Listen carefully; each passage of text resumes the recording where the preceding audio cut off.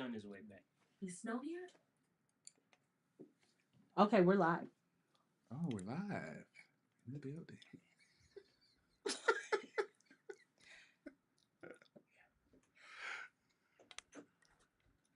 We're live. We're really live.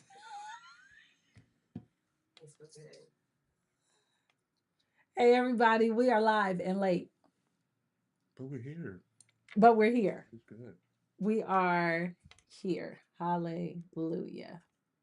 And I have on no glasses. You can't see, can you? Uh-uh. You probably have somebody grab those, huh? These are going to be the highlighted bloopers of the year. All right. We are live right We're live. now.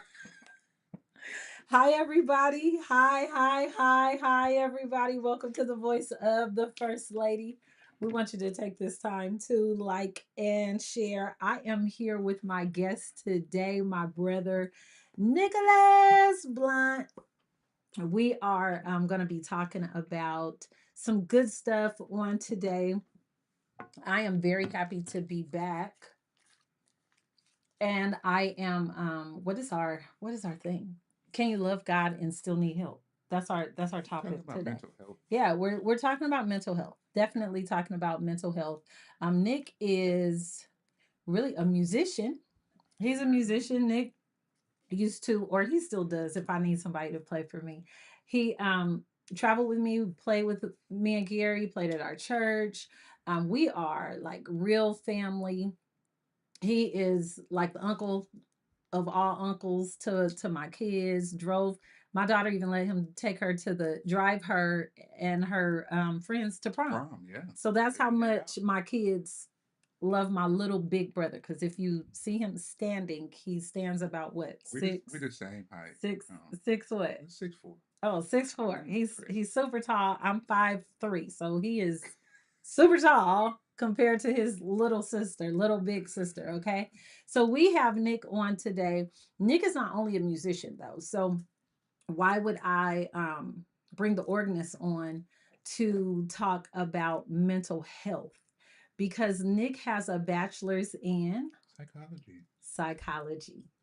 And not only do I think that's amazing, that is something that I am so proud of.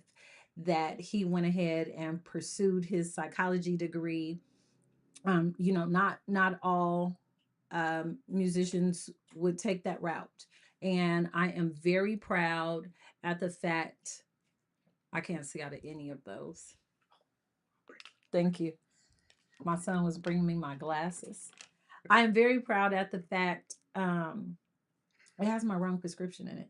At the fact that he went ahead and went to school. This is going to be the blooper reel of the year. I promise you, because we are already we're doing what we do today, okay? And my son was being such a great son, but I have the wrong prescription in my glasses. So I'm gonna see what I can see, and what I You'll be can't all right. see, Yeah. I can't see, right? Wear your glasses. Wow. Oh, he's bringing me another pair. I love Oh, him so it's like much. 5 pairs. Thank you, Dylan. Maybe these. Maybe not. I'm gonna just go with no glasses. How about that? So Nick, let's talk about it. Let's get right into it. As you guys know, Jasmine is over in the corner trying to be my boss, and she is busting up laughing. So tonight is the night of seriousness, and we are gonna laugh Very because this serious. is what we Yeah, do very serious. as family. Though we really do laugh, and so I just want to let's just start talking about it. Let's do it.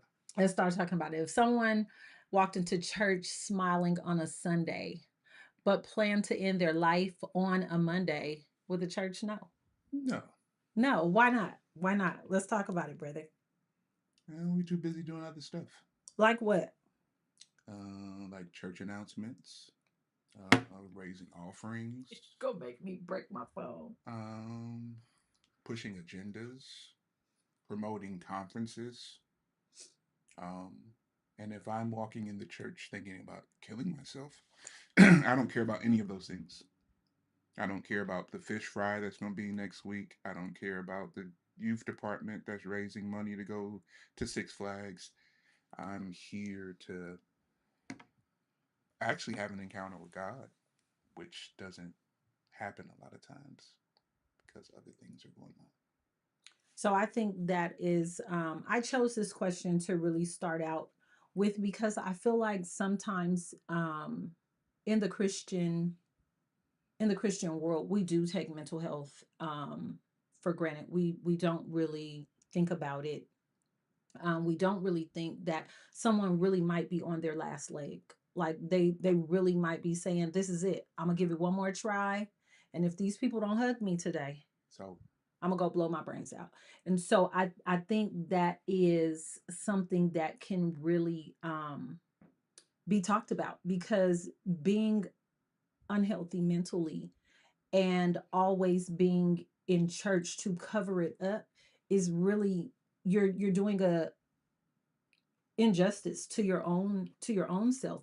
But the thing of it is, as a first lady, that's a leader in the church, not only as a first lady, but just being a part of the church for most of my life, I feel like we have not taken the time to deal with the inner. We deal with the outward, right? Like present yourself, yeah, right? You you gotta gotta look you like gotta it. make sure that you look the part as a first lady. You gotta make sure that you look the part as a usher. Put on your white long sleeve and your skirt. But some of us are torn up and ragged and have, you know, raggedy clothes on the inside because we don't have anyone to reach out to. And Gary has a my husband has a saying. It says, "Never look down on a brother nor a sister unless you're what?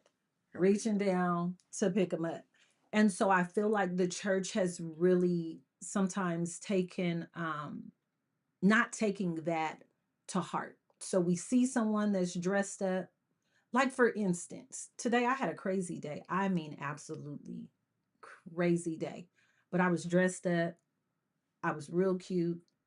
Nobody would have known that. You had a crazy day. Yeah, nobody would have known that I really wanted to just go off on somebody today, right? But it's what we look like because we're taught never show what you never look like what What you're going through. you're going through. So I guess the question would be, why do Christians feel more comfortable confessing sin than admitting they're struggling mentally? I think confessing sin is easier Okay. because you have to own what you're dealing with mentally. I Mm-hmm. can blame sin on the devil. I can say the devil caused this, the devil made me do this, the devil engineered this. When it comes to my mental health, I have to own that. There are aspects of that that I have to take Correct. accountability for. So it's easier just to, and then I don't know, like I think when it comes to church in general, like the way that we view sin, we don't view sin as like separation from God. Walking in it. We don't. We view sin more as like, and a lot of times, like, this is going to block what I need from God. So I'm not going to do these things because I need God to move a certain way. Mm-hmm. Not necessarily when I do these things, it causes separation. So like it's easier to lean more on something that I view more as a blockage between blessings and to play that game versus having to be accountable for what's like going on inside of here. Now, do you think that we need to be accountable? How can they be accountable? Because I know some people, if you would say that to them, they would say, "Well, I don't know how to be accountable to mental issues."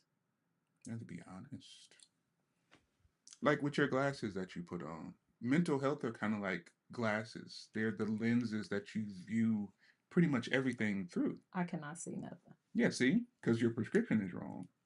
So, like, when your mental health is off, it affects the way that you view your spirituality, the way that you view religion, the way that you view God, the way that you walk as a Christian is connected to your mental health, which is why there's so many Christians that are just off. Yeah. I think the other thing though that people need to realize is just because you are a Christian, it does not exempt you from a mental health issue. Like if you have I feel like people feel like I'm gonna get saved today Life is a code. and I'm not, struggling. Here we go.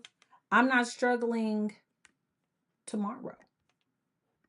And I feel like that is, Jazz, I don't know how to fix it. I feel like that is a I don't know. We can just go with it like it is. Nick told me to just And go people with can it. hear us. But I feel like that is a thing that is an issue, um because they feel like being saved today is going to fix everything right then and right there. And I don't think that I don't think we let people know that that's not it. Right? Confession all your sins and then Jesus going to wipe it away tomorrow. You got to do the work. Oh, it's my hands. That's what it is. It's my hands. Your anointing that strong. Glory. Making the camera move. The camera can't take it. Camera said it's too much. I don't know what this is like. You all, I wish I could really tell y'all what camera I'm using so you don't ever use it. Okay, Nick, let's go. Let's talk about it. I'm putting my hands. I'm a hand talker, but I'm gonna just put my hands here. But I do feel like we explain salvation incorrectly. The people don't realize that salvation is a work in progress. It's a daily act. Like you have to study, you have to really commune with God to live a righteous life. Like nobody is going to get it right. So I feel like we we give I had this conversation recently. We give the um we give the persona of because I look like this today, I've always looked like this all of my life. And it's not true. And I think there is a lack of transparency from leadership that says, I've been where you've been. I've struggled mentally. I've had a lot on my plate and felt like I was going to lose my mind. I've been through a divorce and it made me feel like I was totally alone and there was nobody there to assist me and there were times where I wanted to get up out of here. And I feel like that is something that we don't deal with. But so I guess that would be considered like living a lie. So what do you think one of the biggest things, like the biggest lie Christians believe about depression and anxiety? No, it's from the devil. Let's talk about it. Talk about it, Nick. I mean, I grew up as a kid just kind of being taught that everything that isn't good comes from the devil. Every sickness is from the devil. People being broke is from the devil. Divorce is from the devil. When, like, if you look at something logically, if I don't take care of my body, if I smoke cigarettes, if I eat crazy and then I end up sick, that's not from the devil. I literally ate garbage and smoked cigarettes and my body got sick. It's a consequence. And I think a lot of times, like, we confuse consequence with blaming everything from the devil. So when people are depressed or they deal with anxiety, it is automatically assumed that they're not doing something right or that they've left God or they're not trusting God in some type of way. When no, like this young lady was being molested by her uncle for 20 years and nobody did anything about it. Mm-hmm. And she's trying to process all this stuff that she's carrying, but nobody's acknowledging it. So, in order for her to cope, she has to kind of dissociate. I have to Mm. get around people and pretend this is cool. I have to sit in a room with this guy and act like nothing is happening. And at some point, you start to dissociate. And when you start to dissociate, you start having mental issues. So finish this sentence. One thing I wish every church understood about mental health is. That it is literally the lens that you view your spirituality and Christianity through. It's why you have some people who proclaim to be saved and sanctified, but they have nasty spirits. Say it again. They don't exhibit anything that remotely lines up with what it is that they say that they believe. It's why you have so many pastors who, in the pulpit, they're very anointed and together and lined up. But when you look at their life outside of the pulpit, It's shambles. Nick, that was really good. This is why I wanted him on here. Number one, because I wanted to showcase that all musicians are not like crazy people or out to just do. There are some that are educated, there are some that are sweet, that are kind, that really understand some real things in life. And Nick is one of those people. And I have always, just even when he was younger, just talking to him, it's always like full of good information, real good information. So, Nick, is it spiritual warfare? And you said this earlier, or do they need therapy? A lot of people need therapy. Mm-hmm. A lot of people need to go sit with somebody and actually process what it is that they've experienced. And we're not taught to do that. Like, my father's a pastor, for instance. So, being a pastor's son, there's kind of a image that you have to uphold. So even when you're at your worst, you have to look as if you're at your best because you represent leadership. And we don't ever let people see that leadership is struggling in any way. Um, so even that, in a sense, puts you in a space where mentally you kind of learn how to dissociate. And a lot of Christians are not in tune with themselves. Hmm. Okay, so can someone be full of faith and still battle anxiety, depression, or panic attacks? You know? I mean, the Bible said that faith is the substance of things hoped for. Come on and speak the word. And the evidence. Of things not seen. So, in reality, for me personally, you don't need faith for things that you believe,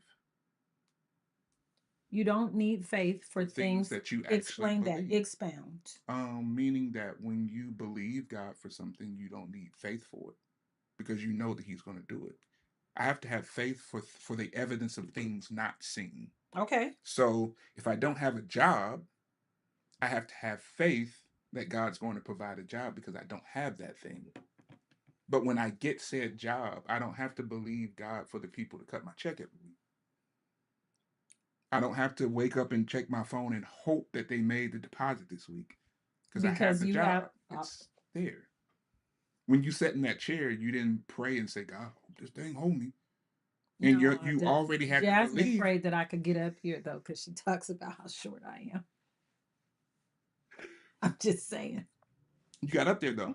I got praise him. Thank you for the faith, Lord, to believe that I could get up here. But you don't spend There go every my hands second of the again. day um, having faith that when you breathe in, you're going to be able to breathe out. Correct. Or having faith that your heart is going to continue to beat the right way. It's not until the heart stops beating the way it's supposed to that you're like, oh Lord. So I cannot see all of my questions. So when does just pray about it become spiritually dangerous advice? When you see somebody's struggling, when you look at someone and see, or in certain cases, when you know that what you're asking them to pray about involves damage that's coming from leadership, for instance. Like S- Expound. you know that Pastor so and so is doing things to them that he shouldn't be doing. And instead of us calling Pastor so and so to the carpet and straighten it, we're telling her you need to pray about that. And you don't put your mouth on the man of God. Uh oh. Uh oh. Uh oh. That's dangerous. That's dangerous. So when going to, so if everything is not a pray about it situation, right? When going to the doctor, so I work in the medical field, everybody knows that. When going to the therapist, is it okay for a Christian to take some medicine? Yeah.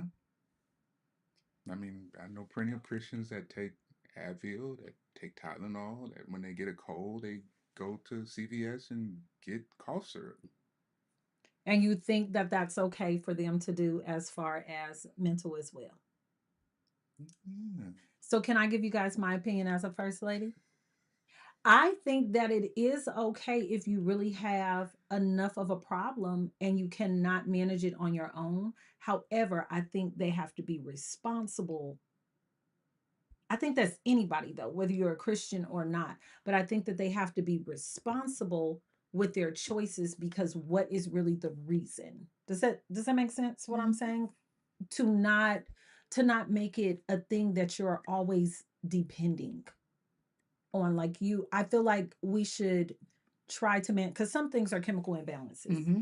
And so I feel like we should try and manage ourselves to learn how to cope so that you can do what do you I can't even think about it. Taper. That's the word I'm looking for. So that you can taper that dose and learn to function normally. Well, we'll speak on people taking Adderall There or you go. taking a prescription because they're off mentally, but we won't say anything to somebody that's taking Ozempic. That's true. Oh, We don't look at that and say, hey, like maybe you need to pray and ask God to give you more control about your eating habits. We don't say anything about yes, that. because gluttony is a We sin. say that that's fine. We don't say anything about somebody that goes and gets gastric bypass or a gastric sleeve to help them lose weight. What's the difference? There is not one. That's good, musicians. It just makes me so proud. It does. It makes me so proud that you full of all of this good information, right? So I grew up hearing take it to Jesus, right? But what happens when you've taken it to Jesus and you're still hurting? I think you have to like in my walk now, like I have to ask myself if my stance is that I want God's will to be done, right? When I pray to God, my stance would be whatever your will is. But that's not how we pray. We pray with our agenda. I know what I want you to do, and There you that's what go. I'm coming to you with, and I'm gonna put this at your feet, and I want you to do this. Correct. It's not really your will, No, right? And so your will sometimes becomes God's will sometimes becomes you need to go to the therapist and talk this thing out and get some help and deal with the demons that you've had to fight for all this time that no one has helped you deal with, right? That's God's will. And I think that that's where we miss it to anyone that's watching. We miss it in the church and I apologize on behalf of the church because I do feel that we bring you up to pray for it. But the thing of it is I can have the faith that you can be healed. But if you're not doing the work and I'm not teaching you how to do the work, because most people in leadership have dealt with some type of mental struggle. I'm gonna say all. All I would agree, especially in the hierarchy, the highest point of it. As a pastor, as a bishop, I feel like they're watchers of people's souls, right? As a first lady, my husband has to deal with a whole bunch of souls. So then when we're dealing with that, sometimes that might spill over. Why might it spill over? Because he is a sacred person and he can't tell me everything. And I could see the burden. And now I don't know what's wrong with my husband, right? And so it might cause me to be mentally unstable because my man is mentally unstable. That's just, I mean, not he's not really mentally unstable, but I'm saying in that moment of dealing with man, say there's a young person that came and said, Pastor, I'm struggling with this, and he can't share that information with me. And I can see his mind toying with it. And I'm like, man, what do I even say? What do I say? And so in that, many of you don't know, you see me moving around. I am dealing with a slab leak right now as we speak up under my house. So the plumbers are here and we were starting this right in the middle of everybody getting here and Pastor Parks is on his way. So they're answering my phone. Let's talk about, has the church gotten mental health wrong? Right? Why are people leaving church? Because they don't feel emotionally safe, right? I feel like that's an answer in the question, Mm-hmm. but why are they not feeling emotionally safe? What has happened to the church? Um, God rest my mother. So, we love that's the girl, right? Generva was the girl. She was just it. She was everything to everybody. She was all things. But with her, what I do know that if you came in her house drunk, you could, but you was gonna leave sober. That's like the real Get you thing. all the way together. Yeah, she's gonna get you all the way together. If we were literally, I remember a small story of my sister and I think I was like 15 or 16 years old, and Missy was younger. She's like maybe 10. And we seen a prostitute walking up the street. And my mom, I'm in the front seat with my mom, and my mom said, Crystal, get in the back. And I'm like, get in the back for what? Mom, we're driving. She said, get in the back right now. She says, now, I can't tell y'all what she called it, but it's a big flashlight. And we're good. She told me, she says, now I'm gonna pick up this lady. And if she get out of source, you knock her out. But the Lord done told me, that's what mama said. She said, the Lord told me, yes. She said, the Lord told me to pick her up and take her home and clean her up. I said, Mama, I said, Mama, she ain't even walking straight. Like she a prostitute and she high. Like what are we gonna do? That woman, we had to give our room to that lady. My mama prayed that lady. Well, I mean, we heard it all night. Speaking in tongues, prayers, everything. She stayed with us for like 2 weeks. My mother got that lady all the way together. That lady got a job. But we weren't in the church house. And my mom was saved, sanctified, and filled with the Holy Ghost. But she knew how to meet you where you were, instead of making you feel like you had like some kind of crazy disease, right? She knew how to do that. I feel like that's what's missing now. Like we suited and booted when we walk up in the church. I be sharp on Sundays. I'm clean every day. You know, it's what it is. It's just who I am. But we look a certain way, and we forget that some people used to snort coke. Some people used to drink. Some people used to have mental problems. They forget where they've come from. And so now, because you're not like how I am now, we judge. And so now they are emotionally unstable, not just because of how we're treating them, but they have nowhere else to go. And the church is supposed to be the hospital. It's supposed to be the safe place. But the problem that I have, because everybody always talks about church hurt, right? I'm gonna segue. What about work hurt? Like, why is it that we kill the church for doing the hurt, right? But you go to work and they treat you like nothing sometimes. But we still get up every day and go there, but we stop going to the church. I think it's expectations. I don't go to work to have my soul saved or to feel safe. I go to work to make money. Okay. So as long as you But some people go to church to make money. I'm saying, as long as you showing up with my check every week, that's what I'm concerned about when I go to work. So when y'all act stupid here, I'm not concerned about that. My expectation is I come here to get my check. When it comes to church, this is supposed to be the place where I'm loved on, cared about. This is supposed to be the place where people are held to a different standard. I don't expect for you guys to hurt me. So then when I get hurt and then nobody comes to fix said hurt, it's like, why? Like, if I'm out on my own doing my own thing and I'm dealing with people treating me crazy, why would I come to church to experience the same thing? So let me ask you this. Your thoughts. If Jesus was physically walking this earth right now, how do you think he would deal with someone that was going through depression? He wouldn't preach. Say it again, Nicholas. He wouldn't open a Bible. He wouldn't read a scripture. Um, I I was having a conversation with somebody actually last week, and we were talking about, like, I remember when I was a kid, when I was growing up, like I remember when someone was called to preach, 9 times out of 10, their initial response would be to run away from it. Nobody was running towards the pulpit. Like being called to preach was like a burden. Yes, that's good. I don't want this. Whereas 2026, everybody's running to the pulpit. Everybody's trying to get a title. Everybody's trying to preach a a sermon. Everybody's trying to become itinerant and travel the world, and the motivation is not souls. Say the word again. Everybody is trying to become what I what Itinerant. oh, explain to that. I know what it means. Explain to the people what that means.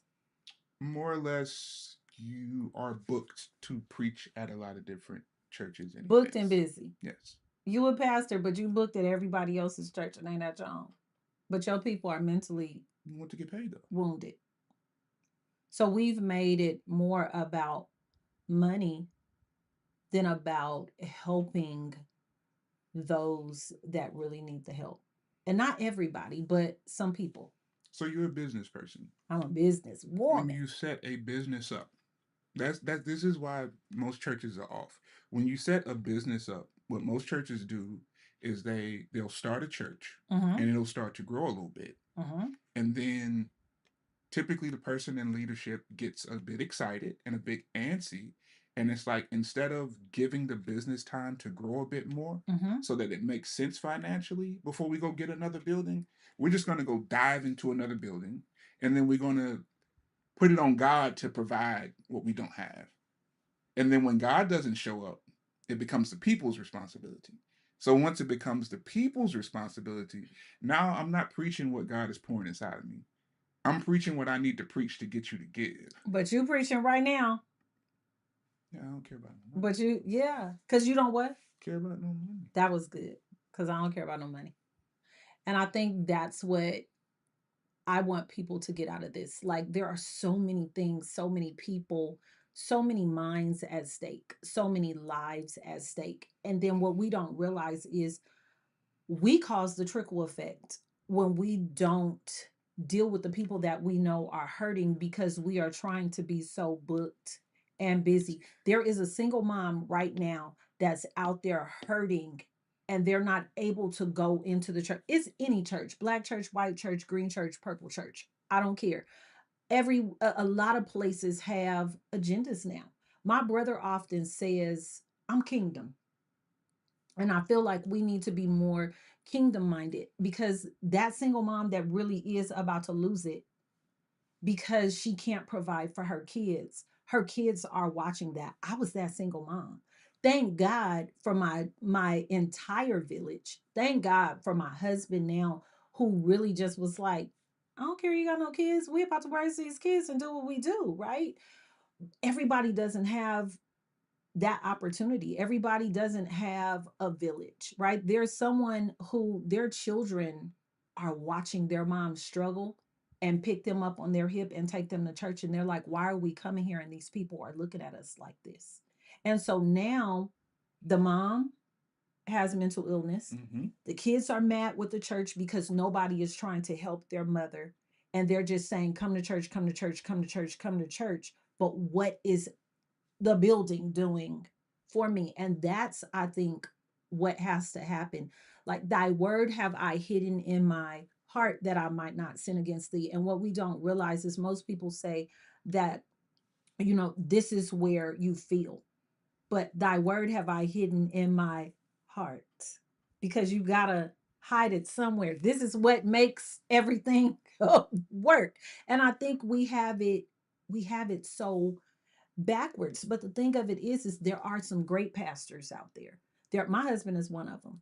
There 100%. 100, 1000%. There are some great pastors out there. There are some great evangelists out there. There are even some great itinerant people that are out there traveling and actually doing the mission work that they're supposed to do.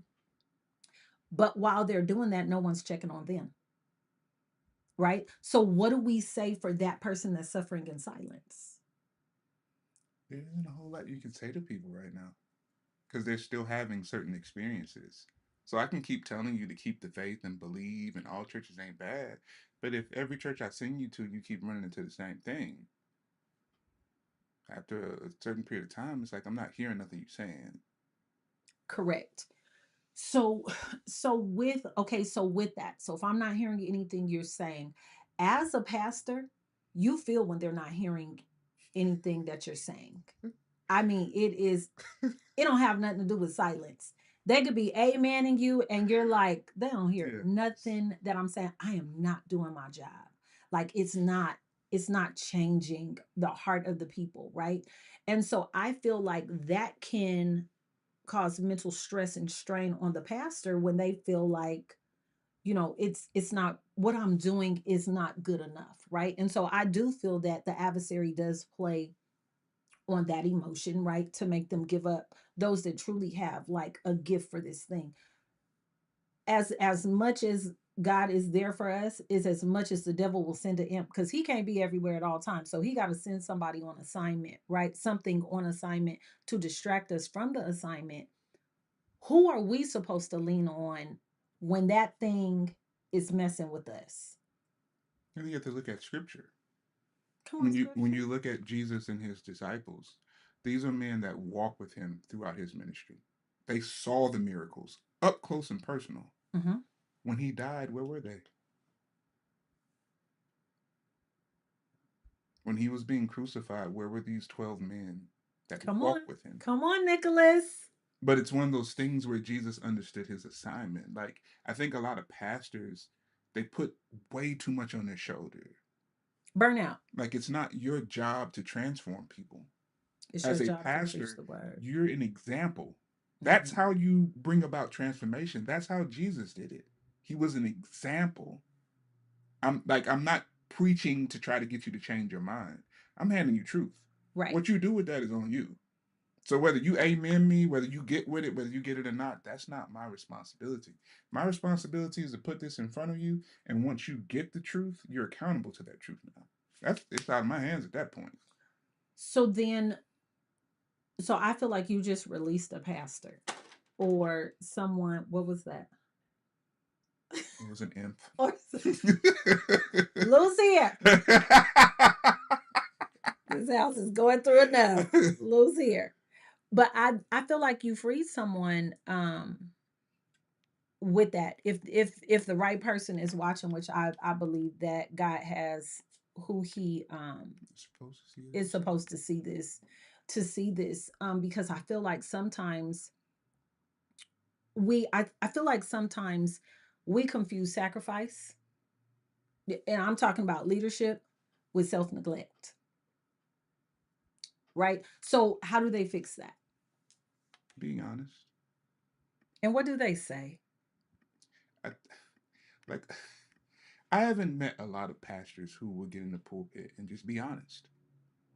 It's like the moment that they step out into that sanctuary, they put on their character, they get their job done, Hmm. and then when they leave the pulpit, they take the character off, and then that's when you see who the real man is. When it's like a lot of times people need to see the real man. That's where the ministry is. When you're able to be honest about where you are and what you're dealing with, and show people that even though God is using me in a position of leadership, I'm still a person just like you.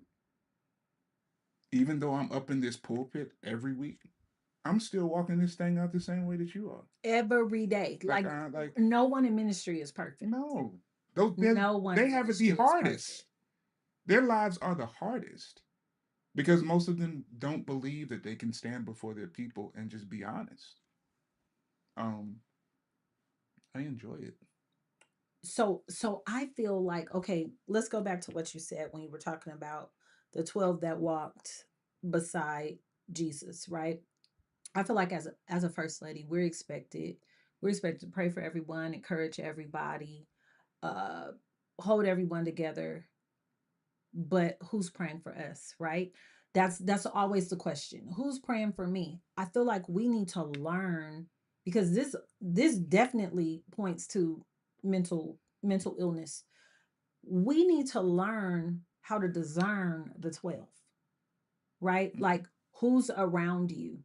Is the person that you are so connected to, that's right with you all the time, is there some issues that they strong enough to walk beside you? Are they strong enough to deal with the everyday aspect of what you're dealing with in ministry? So I feel like we need to really understand in leadership, whether it's pastor, first lady, worship leader, musician, organist, it doesn't matter. I feel like we need to understand that this thing is ministry. And I feel like that's what we don't do anymore. Like you couldn't, I remember should I say this or should I not?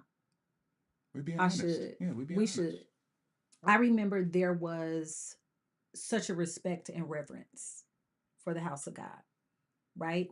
And I think around the 90s, I smelt a little more weed in church. They didn't reverence it, right? But people will hop on the organ, they hop on the drums, they hop on they come to church, sing, do praise and worship, knew what they had did. But the thing of it is so was the leader, right? And so it starts from the top down. The oil flows from the top down, whether it's clean oil or dirty oil, anointed or not. And so I feel like we have to be careful of the example that we are giving to those, right? You can come, this is just me. I'm gonna have a real big issue if I know what you do and you smell like what you been through on purpose. You know what I mean? Like you just don't care. Hey, let me challenge that. Challenge it. Because the Bible talks about looking at the speck in someone else's eye when you Absolutely. have a beam in yours. Uh-huh. So what I have to ask myself is what is important in this moment? This person smells like marijuana. Is it important to be concerned about the fact that they smoke before church? Mm-hmm. Because now I got to look at my life and is mine lined all the way up? Mm-hmm. What did I do this week that wasn't aligned with what God called me to do? If I spend my time focused on my alignment, I don't have time to worry about yours. So good thing. So this is why this is a brother and Yeah, you sister know what I'm thing. Because saying? we do this, Yeah, period. yeah, With that, yeah. right? I believe that that is an absolute true statement, right? But is it okay for me to say, hey, Nick, we worshiping God. I understand this is your thing. This is what you do. I can't judge you. But let's just be careful of the mindset of we're in because this is spewing over to our people. Because prime example, Sunday, I wasn't feeling it. Was I feeling it, Jazz? I was not feeling it. Guess what? Guess what I did? I removed myself because I checked the spec. Yeah. You know what I mean? And so for me, I feel like there's not a lot of us checking the spec in our own eye first. I said I had to walk out and say, let me get myself together first before I walk back in here. I can't do intercessory prayer. I I can't pray for nobody. I gotta pray for Crystal right now because Crystal's upset. And I'm really upset with this camera. I don't know about that camera. But I feel like that is like that's a really good thing when we don't um when we don't look at who we are or like what we're doing or what we went through right before walking into church. And I said that I knew you were going to say, but blah, blah, blah. Like I knew that was going to happen. But the thing of it is are we checking ourselves at the I'll door? give you a prime example. When I was going to a very large church in Atlanta Mm-hmm. about 15 years ago, I invited a friend of mine who was not saved, not into church, had nothing to do with church. I invited her to come. On her way to service, she happened to smoke a few cigarettes before she came to church. This is somebody that's unchurched, never been church before, don't understand the rules and regulations of church. So on her way to church, she had a few cigarettes. I meet her at the front. We walk into the sanctuary. We sit down. The moment she sits down, the two ladies behind me are like, who is that coming in here? Smell, That's horrible. And she never came back. Yeah, that's what She never stepped foot in a church again, to this day. that's Um, sad. but this is also somebody that when I met her, she was delivering pizzas. She is now a licensed therapist. Just based Which off we need to raise conversations her. that we had that we chopped up, where I wasn't concerned about what you got going on. Like, Mm-hmm. I think a lot of times what's missed is when the guy comes to the church smelling like the weed, there's nobody that pulls him aside to figure out why he's smoking the weed. Don't say there's nobody. I'm not saying, I'm saying in most I do. cases, in most cases, what we run to No, is I get it. you coming into God's house smelling like weed. I get it. He hasn't had anybody from the church come pull him aside and say, brother, like, what's going on? Exactly. Like, why are you smoking every day? Now, once we get understanding and accountability, and then you come to church Then you're smelling like the accountable. weed, then it's like, okay, bro, what we doing? Right. But most people, if they come smelling stank or they come looking crazy, they don't typically have somebody in love come to them and say, listen, outfit you got on, it's a little revealing. Do you need me to take you shopping? Yep. Well, Some people will do that, but in most cases, you got somebody you don't know coming up to you, pinning your shirt clothes and pinning your dress clothes. I'm never coming back to this place again. or wrapping you up in a sheet. I'm never coming back to this church again because you don't know me and you don't know that this is all that I have. I came here today because I needed to experience God, and this is all that I had. That's it. And when I walked in here, you judged me based off of all that I had. So, how can we as leaders create a space where people don't have to pretend they're okay? Leaders have to stop pretending. All right. Good job, Nicholas. Oh, that was good. Leaders, you better stop pretending out there. Because if Crystal ain't right, I'm checking myself at the door and I'm going to let you know that I'm not right. I told my assistant, "Yeah, here, take my purse. I'm not here today. I'm not here. This is not, I need Jesus today. That's what I need. And I'm gonna sit in my office until I get myself You know how many together." pastors mess themselves up mentally because they Mhm. press through at times when Mhm. they need to sit down? When they're Yeah. melting and literally dying inside, they're pressing through Yeah. to do this job when literally you need to sit down somewhere for a month and heal. You need to be ministered to. You Mhm. spend the whole year pouring out. You need somebody to pour back in so Yeah. that you can be cool. Yeah. Yeah. I agree. So let's play a small game of would you rather, hmm right? So as a musician, would you rather tell your pastor you're struggling or tell nobody? No. Tell me why. Because most of the pastors that I know struggling the same way I'm struggling. Wow. So you can't help me if you drowning. Wow. Wow. It's just reality. Would you rather take medication or continue suffering because you're afraid of being judged? That's a hard one. Hmm. Um, I'm probably gonna take the medication. Okay, that's good.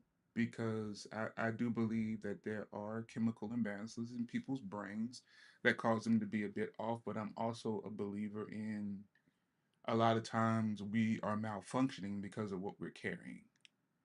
And when we release certain things that we're carrying, we can function properly. A lot of times medication isn't the answer, but a lot of times it is. Nick, that's good. Would you rather be known as strong or be honest about your struggles? Honest about my struggles. Why would you rather be honest about your struggles? Because I feel like most of my life I've been being strong, Hmm. and it's not truth. I would agree to be honest about your struggles. I believe that what the Bible says, we are overcome by the words of our testimonies, and I feel like when you're able to get it out, we're sometimes like a soda can. Like if you shake it and you open it, it's going to explode, right? And so when you're able to get it out, it's finally like a relief of pressure. So I feel like we do need to stop being strong. Here was one that I dealt with in church. Would you rather lose your reputation or lose your peace? Reputation. Me too. Um, and that's just literally basic. I remember I was playing for one church, and it was a church where I wasn't really connected to the church. So I wasn't spending time getting to know people. I was coming, doing my job, and getting out of there. Before I knew it, I was sleeping with the pastor's daughter.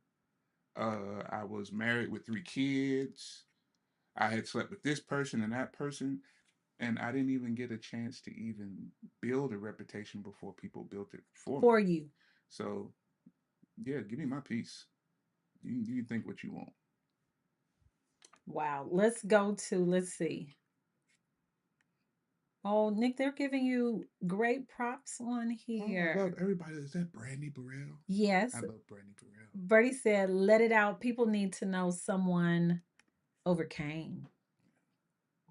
So let's talk about, before we get off of here, let's talk about unpopular opinion. And audience, will include you as well. What's your most unpopular opinion about? What do you think the most unpopular opinion about mental health is in the church?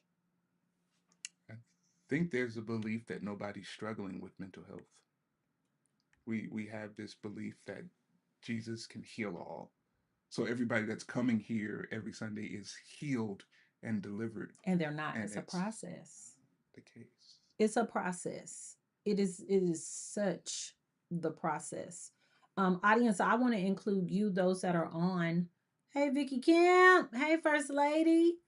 To the audience, how do you know the difference between burnout and depression? What are some of the things that you guys deal with out there? Like, what is the difference between burnout and depression? What would be your answer, Nick? Um, I, th- well, for me personally, depression, the way that I define depression is it's repressed feelings.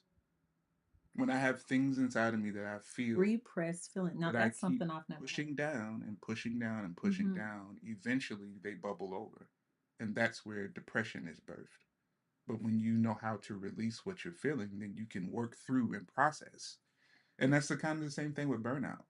When you're taking on responsibilities that don't belong to you, Yes. eventually it's going to get too heavy and you're going to burn out. So let's free these babies whose parents are in ministry real quick. Can children experience anxiety in a Christian home? 1,000%.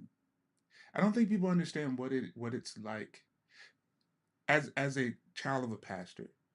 The man that you experience on Sundays is not the man that lives in the home with me. No. Like he doesn't come home with his clergy collar on and his blessed oil. He is a normal He human comes home being. as a man, and Yes. as a child, one of the biggest struggles is trying to separate the two, because what you get to do is you get to come on Sunday and you get to see your pastor and he's holy and he's upright and everything's right with him. Then you get to go home and that's the image you carry all week.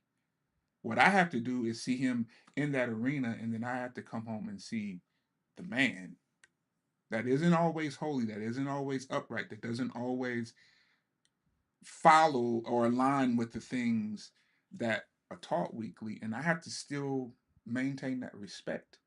I have Right. to respect him as dad, but also respect him as pastor. Yes. And I'm doing that as at a young age, Yes. trying to balance that And not understanding it. at all. Like, why, if I disrespect my daddy, who is my pastor, I'm going to get double trouble. Like, I'm going to get double trouble.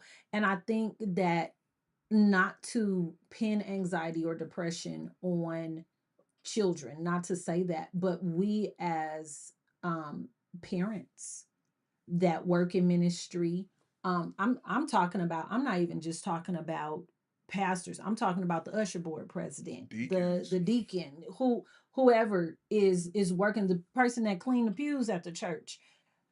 We sometimes get so far ahead to deal with so much stuff in church, we don't deal with what our babies are dealing with. That's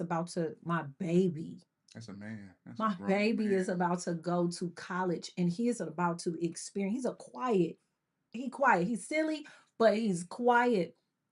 He's about to experience a whole different gamut of emotions. We got to check on him. We can't just say, oh, take the Lord along with you everywhere But you know the you go. advantage that Dylan has though. What is that advantage? Um, you and Gary are always Yeah. Gary and Crystal. Yeah. I And I'm agree. saying this from the perspective like I've worked with y'all in ministry Yeah. and I've come to your home and ate and chill with you guys. It doesn't He has change. traveled with us Get that's one reason on the airplane. why I respect Gary as a pastor, because to me Gary is he's Gary who happens to be a pastor, Hmm. a coach, and a husband. Hmm. He's not a pastor, coach, and husband that happens to be Gary. Right. He's Gary. He's Gary. And most pastors are pastors who happen to be Tony, Right. pastors who happen to be Charles. Right. But Charles all tore up. Yeah. So with Dylan, he doesn't have to deal with, man, like when we go to church, my mom is one way, but when we come home, she the other way. Like you gonna get Crystal 24 hours a day. Yeah. Like, Don't, and it can be great, but it don't can. push me sometimes because I'm close to the edge. But Crystal is gonna always be Crystal. It doesn't matter where we at and what's going on. I respect that. Yeah. No, I appreciate that compliment. That's a good compliment. And that actually gives me a little bit of peace to know that my baby will call He home if good. something He is cool. is going to happen. Let's go to one of the comments. Cynthia, who I miss so much. Cynthia Weiner, I miss you, I miss you, I miss you, and I love you. Most churches do not deal with people with mental illness or homelessness. So she took it to a whole another level, right? Because my church is in the heart of Watts. And we see all kind of stuff, but a lot of it we've seen it for a little bit. I mean, just a tiny bit at Friendly Temple. We've had a few people walk in and kind of be struggling. You could tell that they were struggling um mentally. But because I'm from where I'm from, because I'm from Pasadena, and we were literally on the corner of Raymond and Villa, and we seen everything walk through the door, it doesn't frighten me. It doesn't scare me. And so I'm at a church now where they're like, we got to protect the first lady. And I'm like, God is protecting me. I can go out here and pray with this person. The Leave me last be. person they need to protect. Yeah. Like I'm good. Like me and Jesus is all right. Well, I know how to get down on the floor and pray with somebody that's struggling, right? Because that's what I grew up seeing my forefathers do, right? My pastor, my bishop, my brother, my mother. I've seen that, and I feel like that homeless part, just because they're homeless doesn't mean they don't need Jesus too. Most people that are homeless are struggling in some people actually don't mind being homeless. So that tells you right there, if you okay with sleeping on the concrete in the rain, that there's not something is not connecting. So we need some help. We need some homeless help. And as the people of God, we have to stop being afraid to tackle that and go outside of the four walls. Because I feel like some churches, that's all they got are the four walls. And they don't know how to get outside of there to touch the heart of the people that are really struggling in a mental way. That's kind of cultural though. It is. Because when you look at slavery, black people, they had no worth when they were in the cotton fields. Oh, I'm a flip it. Go ahead. But when they were able to meet together and had church, they were given titles. Deacon so and so, pastor so and so. Mm-hmm. They felt important. And we've kind of carried that into 2026, Mm-hmm. where church is more about it's more about status. Like I don't have any control of my life outside of this building, but when I'm in here, I get respect, I got power, I can demand things, and then you become addicted to that. That's why when something comes in, like a homeless person that doesn't isn't agreeing with your ideal of what you want it to look like, that thing I get out of here. If you can't contribute to what I'm building inside of this building, you got to go. And that is what I don't have tolerance for. I don't have tolerance for people that think that, and that's something that really God has to help me with, because if you think that you're better than and that you are not approachable because you're in here, I feel like sometimes, is this all you got? Is when you come in here? But you and Gary are different though, We Crystal. are. Because first off, the model that you see from most pastors and first ladies, most first ladies that I've known growing up, they didn't work. No, that's true. They didn't have jobs. And they would come to church on Sunday and they would help out in ministry. I've never known you not to be working. Always. And it's Also, not because I have to, it's it's because because you want to. I want to.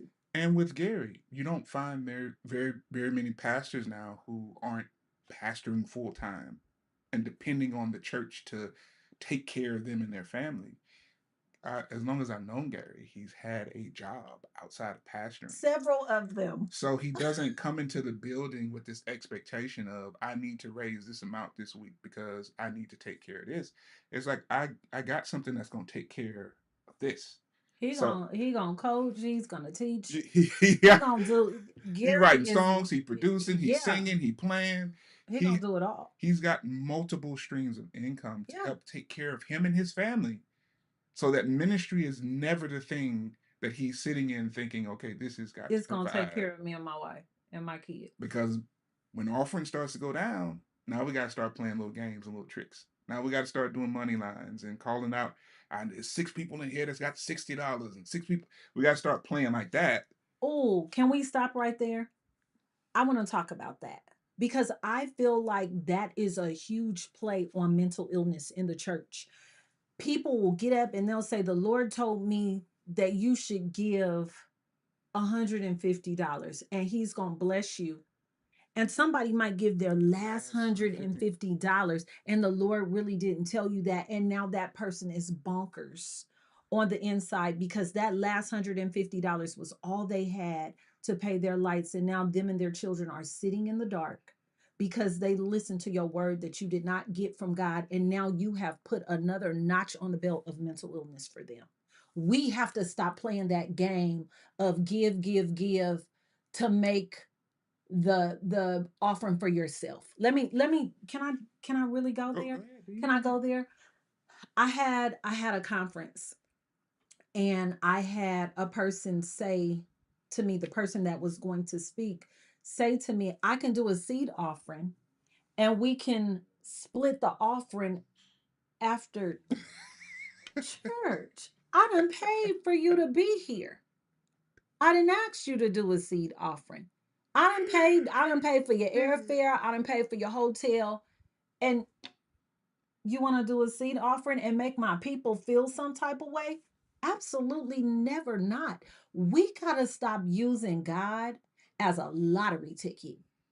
We got to stop doing that from the pulpit because it's like what you said earlier. People used to run from being a pastor, but now they're running to it for financial gain. We got to stop that. We have to stop that. Let's go to the comments. Brandy said that's what we saw on the regular. Oh, she's talking about being on Raymond and Villa.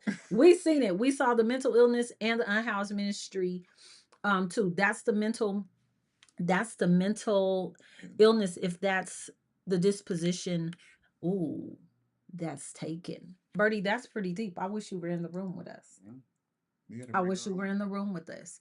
But we do have to understand that as the church, we are sometimes, and I'm not talking about the black church because I hate for them to always say like the black church. This is the church as a whole. Well, I have to interject. Yes, interject. I've played for various different churches, and one thing about playing for white churches is I've never been to one where they actually like even acknowledged an offering.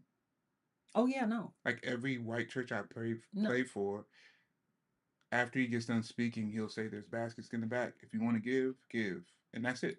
That's called faith walking. Yeah, there's no Hebrews. There's no Nicholas. There's no, we're not seed sowing. We're not, you need to put something in the ground. So God is, it's none of that.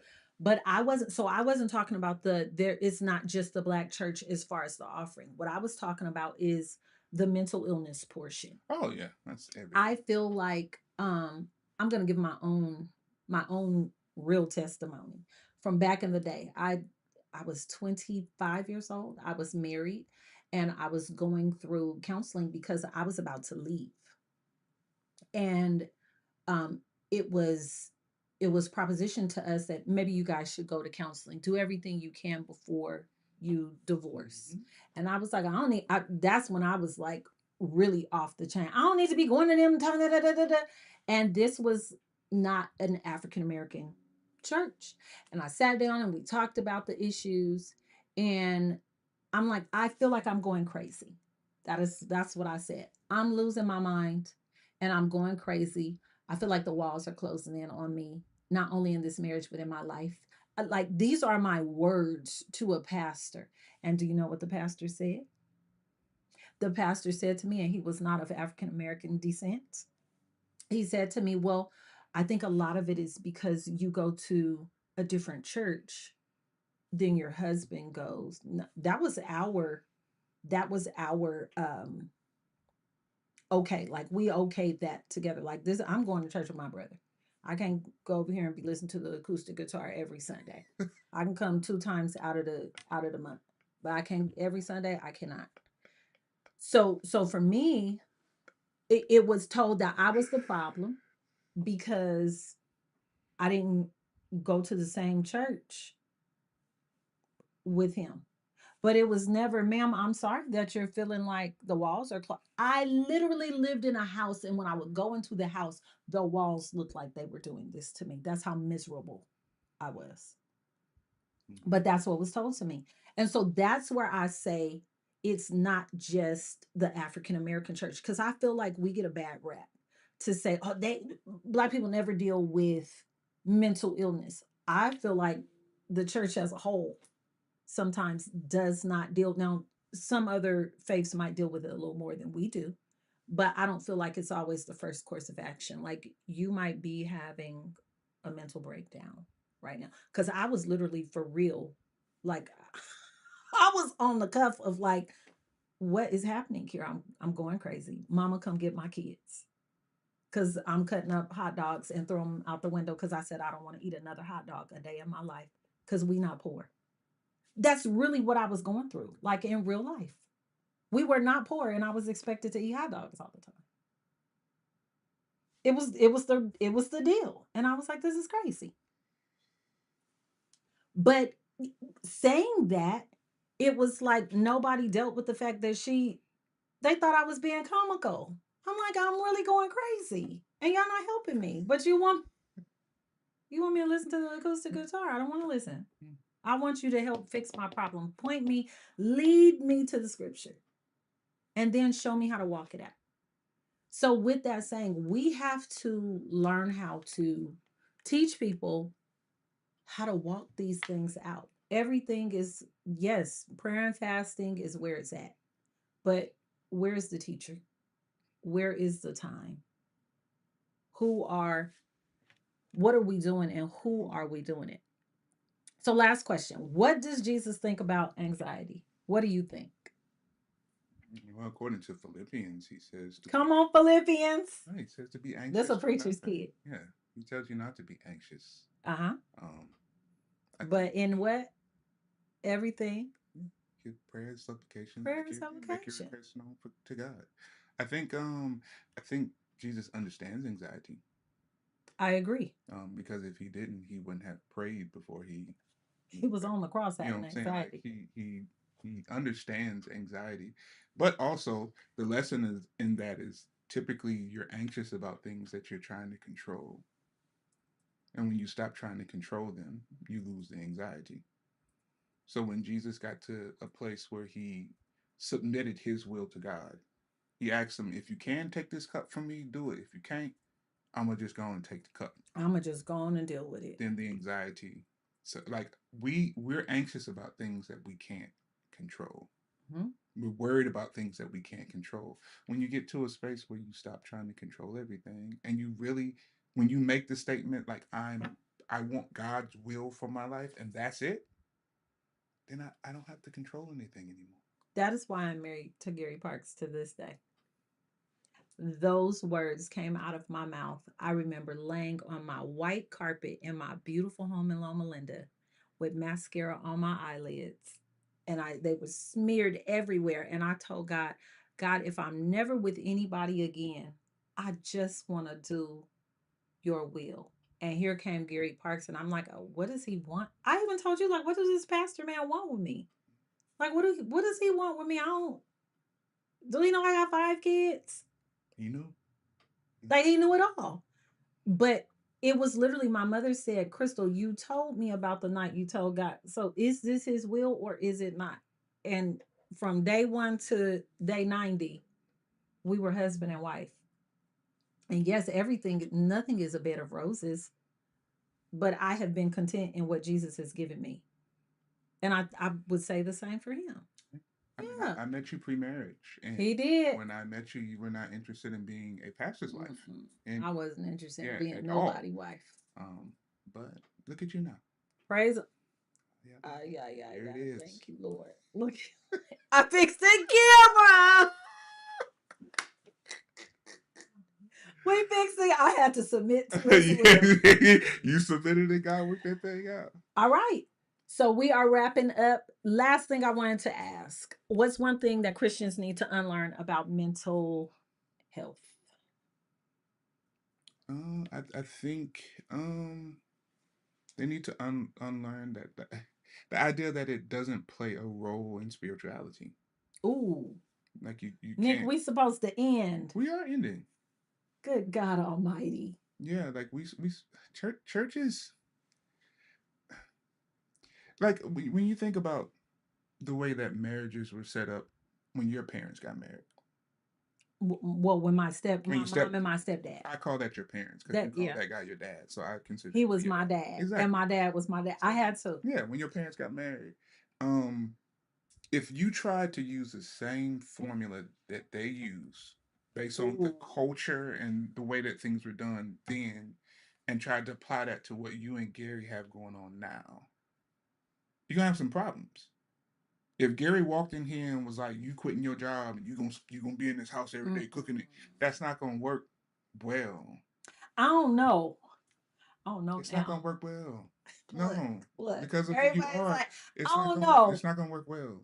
I'm praying for the Lord to give me a new job. It's not gonna work well. Hear me, Father. So like the world is evolving and it's growing at a very fast pace. Yeah. And the church is just it's kind of holding on to the technology of the Yeah. 50s and the 60s.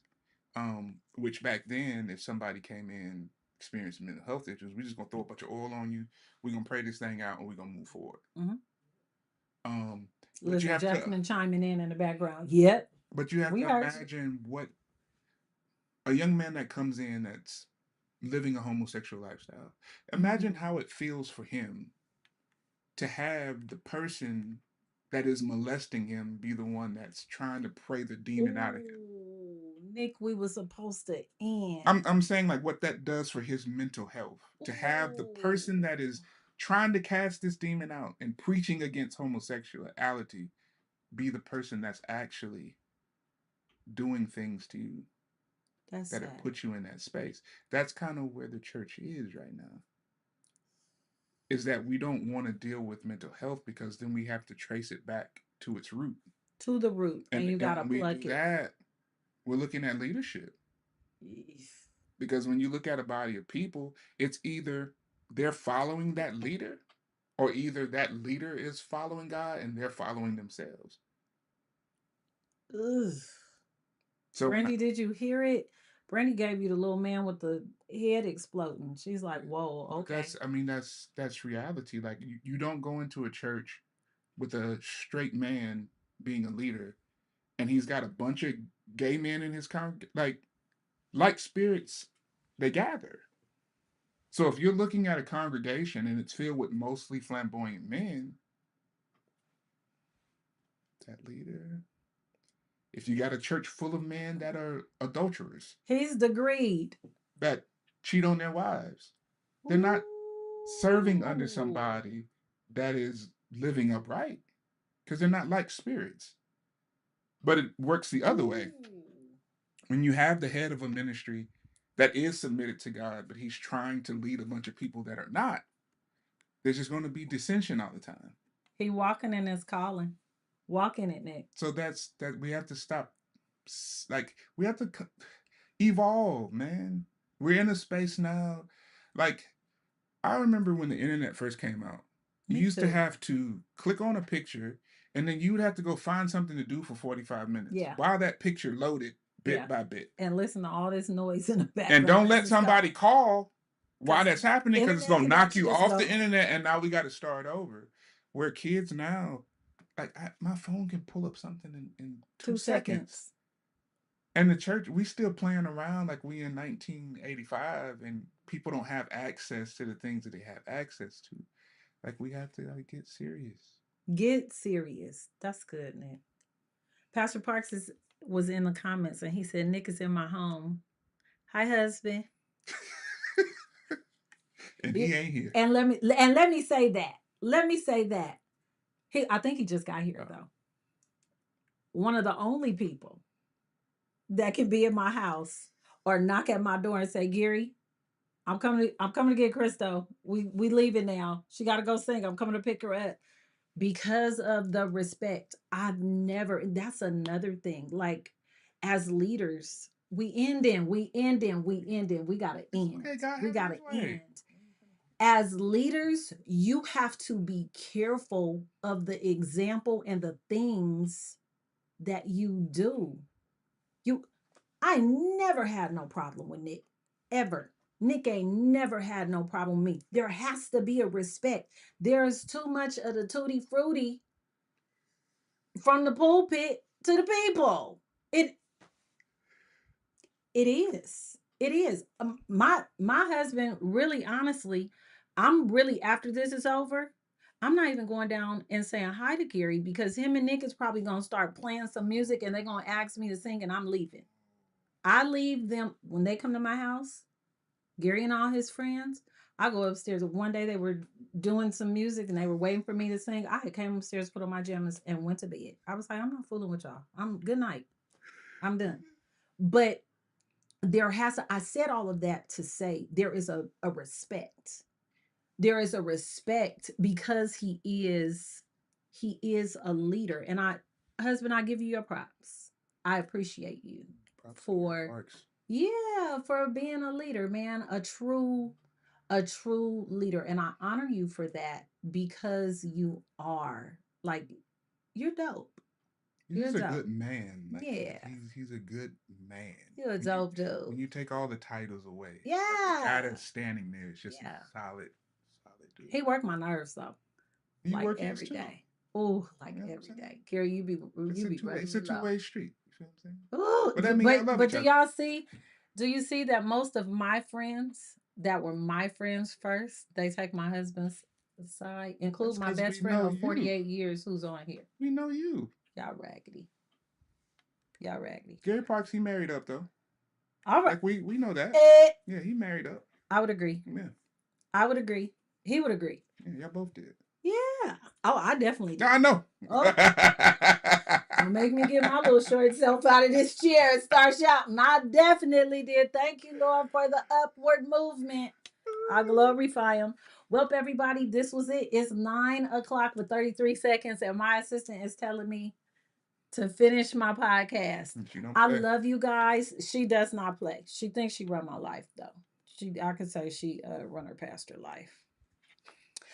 We love everybody. Thank you all for joining us on this journey. Nick, thank you for coming and hanging out with your little big sister. Yeah, you're gonna come back. I'm gonna come back. You're gonna come back. That's working with Jasmine too. She's so professional. Oh, and she is such a little worry wart. She's such a worry. She's telling me like, get off now. Don't start talking about me. So everybody, until then, hopefully the next time we come, the camera's gonna stay still. We're gonna figure it out. But we thank you guys for coming on. Hey, Mama Primus, I love you. Thanks to everybody from coming on. Vicky, Brandy, Cynthia, all the people that joined. I think my godfather was on here from Oklahoma.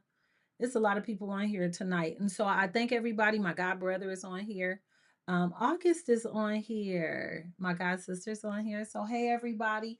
But until next time, we are going to sign out. Thank you guys for meeting with us on tonight. We'll be on time next time because the camera's going to be working. Never look down on a brother. Say it, Jasmine. Never look down on a brother or a sister unless you are reaching down to pick them up. We love you guys. Bye.